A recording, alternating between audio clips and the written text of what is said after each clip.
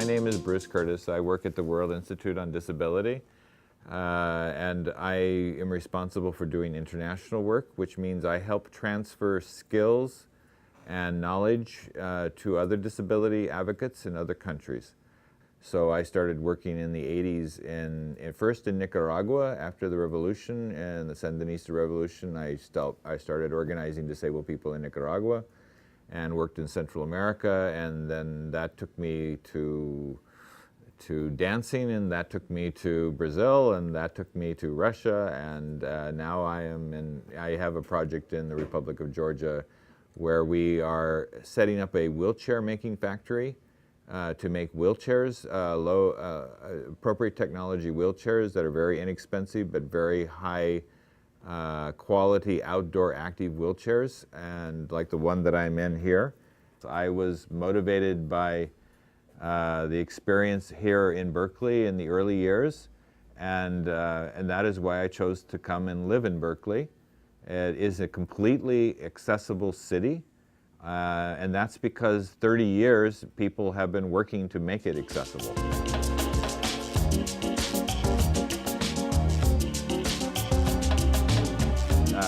The laws that were passed were not being enforced. This was in 1976, approximately that time.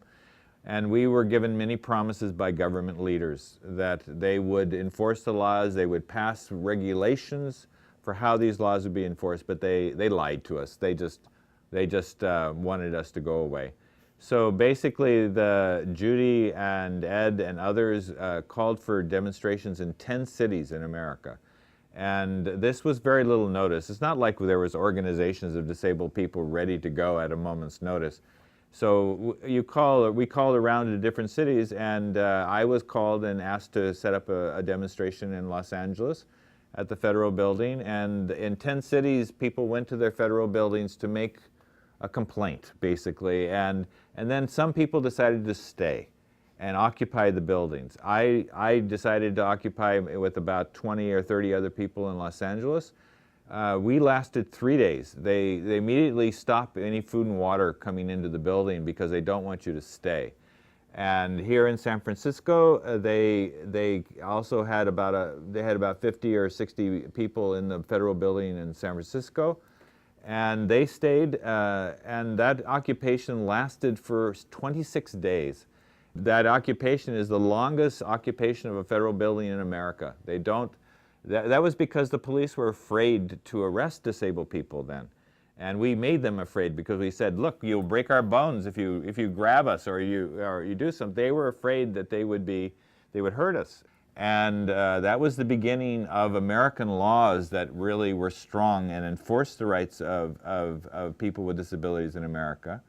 So we come from a history of demanding our rights. We come from a history of using the law to enforce our rights.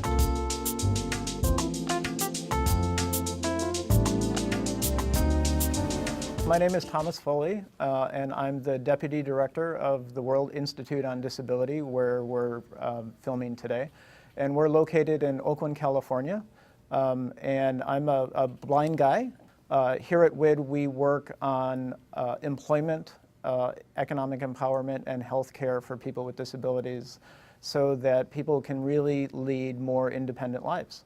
So one of the things that WID and many other organizations pay a lot of attention to is making sure that our websites, our interactive tools, and all our information are available in the most accessible formats for people with disabilities. So that includes everything from screen readers that folks who are blind like myself use to access the web and digital data. I've been legally blind since birth, and when I was in college, rather longer ago than I would care to admit, I had to have friends and family members record books onto tape to have access. 20 years later, when I went to law school, all those materials were available electronically that I could read on my computer with a voice output system.